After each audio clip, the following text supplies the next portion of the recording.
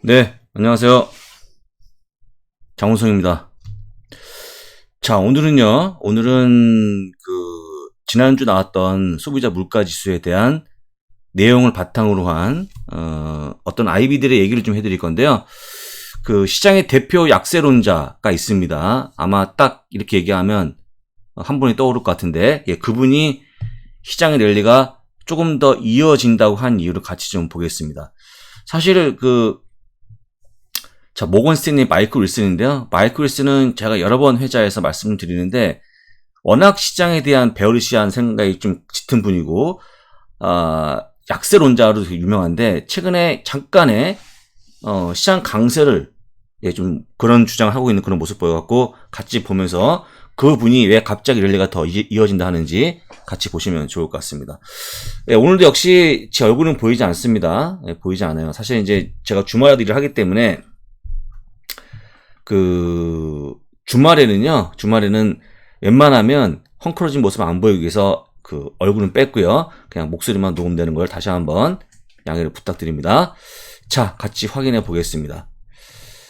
자, 이런 내용이에요. 최근에 어떤 인터뷰한 내용이 나와주고 있는데, 보시는 것처럼 지금 시장의 랠리는 조금 더 이어지는데 언제까지 이어지냐? 예, 제가 한번 표기해 보겠습니다. 예. 땡스 기빙데이까지 이어질 수 있다. 라고 얘기했고요. 그 다음에 이제 그걸 지나서 조금 더 이어지면 12월 초까지 갈 수 있다라고 얘기했습니다.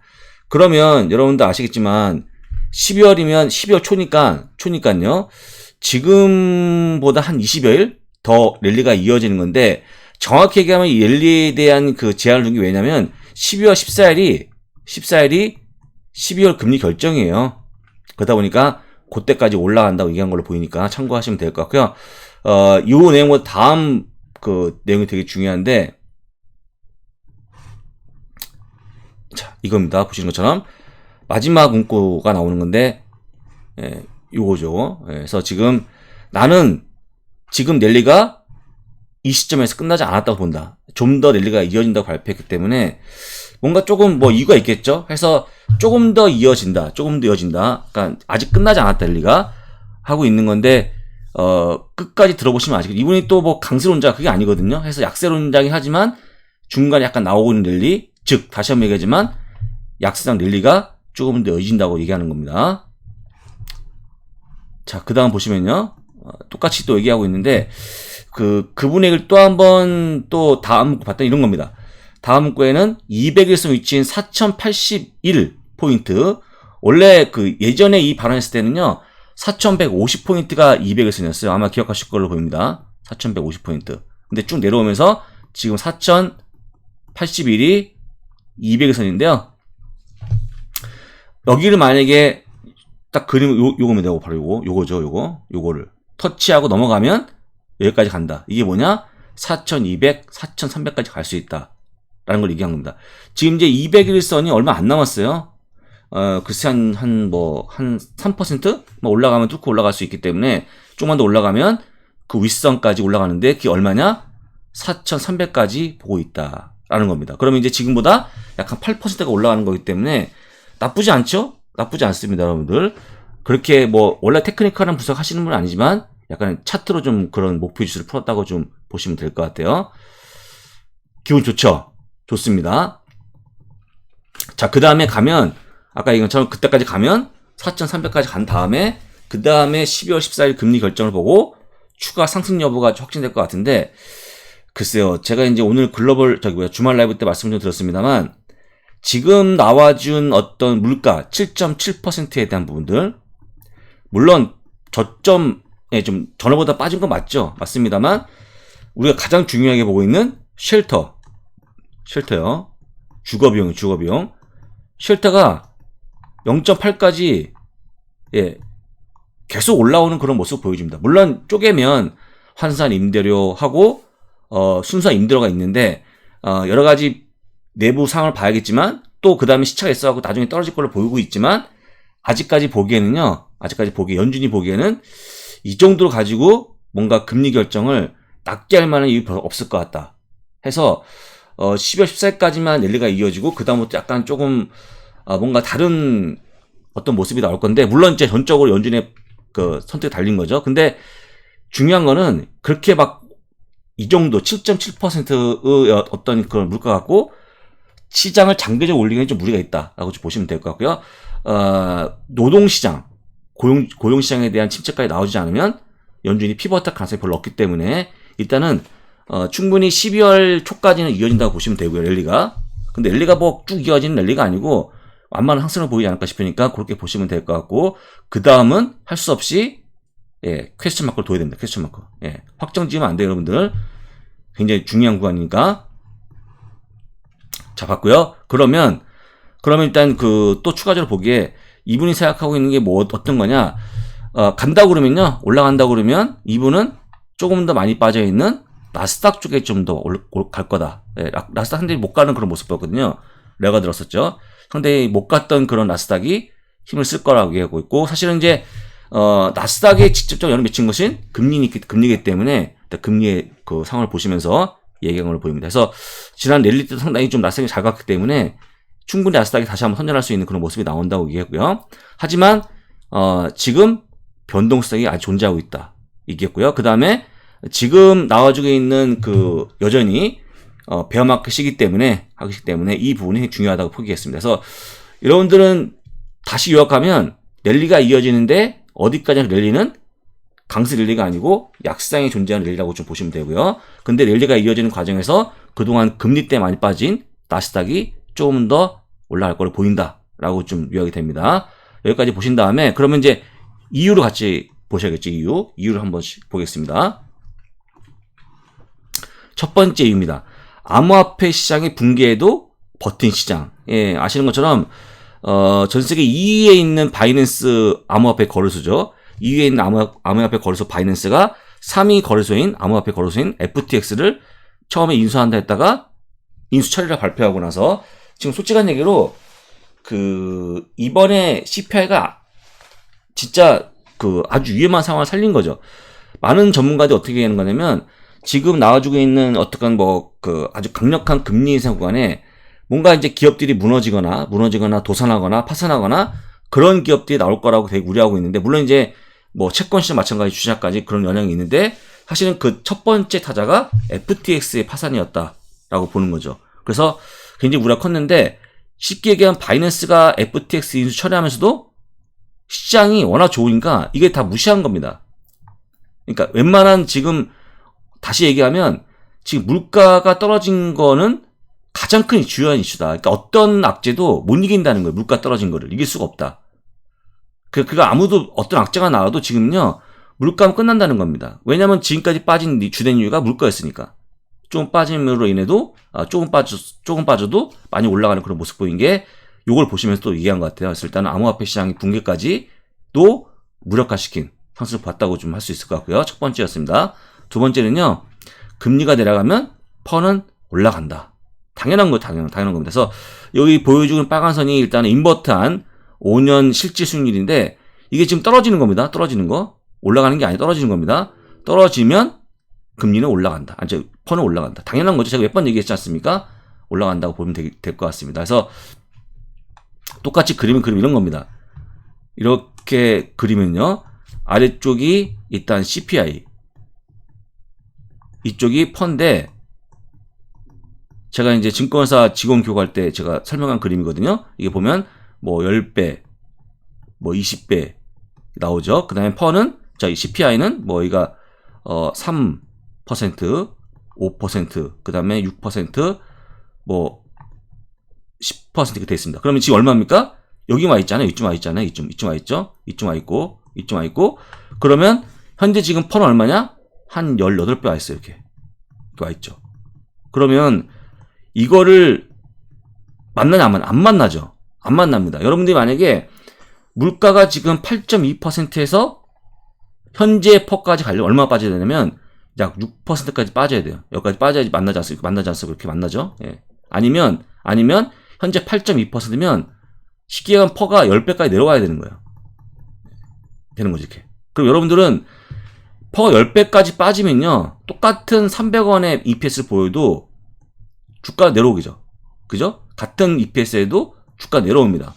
호판 이 퍼가 낮은 거니까, 배수가 멀티플이 떨어진 거니까. 그런데 지금 버티고 있는 그런 모습이에요. 여기 와 있죠. 20배. 그러면 지금 관건은 두 가지입니다. 빠르게 물가를 내리든지 약 6%까지 내리든지 아니면 쉽게 해서 주가 더 빠지든지. 여러분들 이거 원하지 않겠죠? 이거 원하는 거 아니에요? 이걸 원하는 거죠? 물가 빨리 빠지는 거. 그래서 여기에 지금 많은 분들이 집중하고 있다 보니까 조금 내려온 거에도 불구하고 열광한다. 이걸 보여드리는 겁니다. 조금만 빠져도 열광하는 거예요. 아, 이제부터 시작이구나. 하락하기 시작했구나. 그러면 이제 멀티플이 올라가는 거니까 이걸 얘기하는 거죠. 그래서 지금 물론 윌슨 말처럼 그 금리까지 내릴지는 몰라요. 연준이 피봇이 나올지도 모르고. 근데 일단은 지금 시장 금리가 패드워치 툴은 내려가는 그런 모습이 나오고 전망치가 아마 한만에 떨어질 걸로 보여주고 있어요. 원래 5%까지 올라간다 했던 금리 정점이 조금 더 완화되지 않을까 싶어서 이분은 퍼가 올라간다 얘기한 겁니다. 이건 다 이해하실 것 같아요. 그죠? 예. 두 번째까지 봤고요. 자, 그 다음에 세 번째는요. 연준의 피봇이 가능하다 하는 거죠. 그래서 지금 이제 터미널 패드 레이트 익스페이테이션, 그러니까 그 전망치인데 결국 최종 금리에 대한 전망치는 5.10에서 고점 5.10에서 지금은 4.8754까지 빠져 있다. 물론 이제 내년 2분기에 대한 금리나 강수도 또 떨어졌게 똑같은 건데 더 많이 빠진 게 뭐냐? 금리에 대한 상승도 역시 약간씩 닦아 잡고 있다.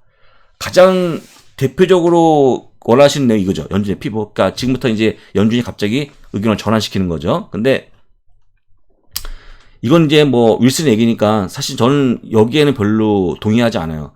지금 연준이 그렇게 호락호락하게 빠르게 한 번 정도 7.7%의 물가 가지고 자기의 생각을 전환하기에는 아직까지 좀 너무 빠릅니다. 빠르고 약간 좀 무리가 있어요.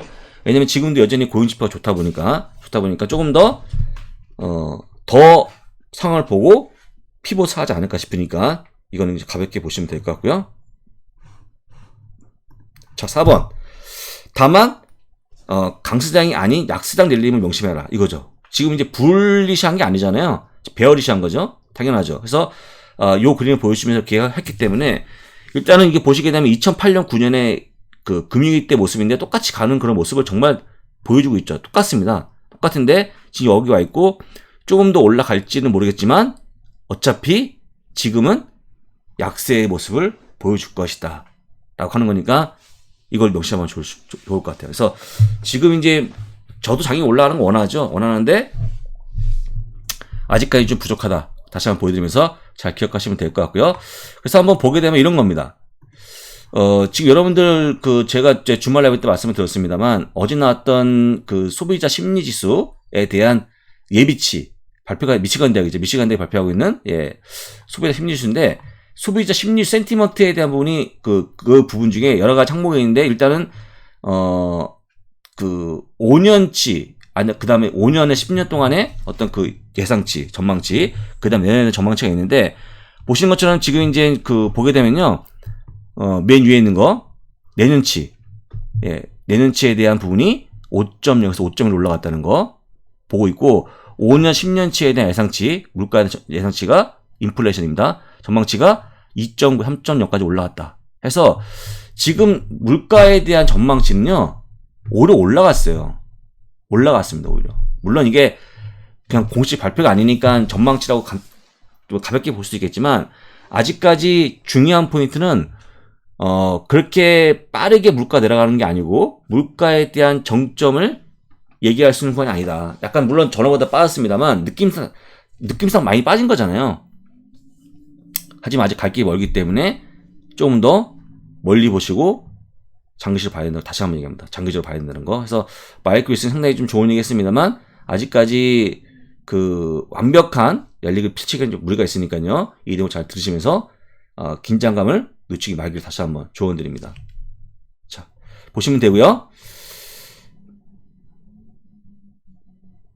자, 그 다음에 여러분들 다시 한번 홍보를 잠깐 해드릴 건데 주말 라이브 때 말씀드린 건데요. 저희가 이제 12월 18일 날 그동안 팬데믹 때문에 막혀있던 글로벌 주식투자 전문가 시험을 다시 한번 재개합니다. 이번에 4번째 시험인데요.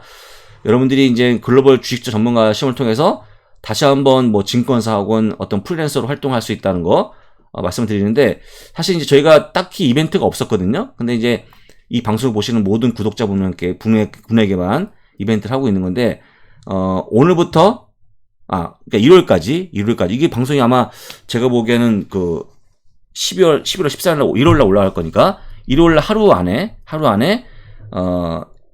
mizuumi.co.kr 이 자격증 사이트 가셔갖고, 응시를 하신 다음에, 가만히 계시면 자동적으로 이벤트에 일단 참여가 되는데, 10명을 선정해서 추첨해서 10명한테는 수강권 39만 9천 원 상당을 무료로 제공하겠습니다. 그 다음에 다음 20명한테는 50% 할인권 제공할 거기 때문에 혹시 공부하실 분들은 이번 기회에 응시하시고 무료 강의까지 들으시면 좋을 것 같습니다.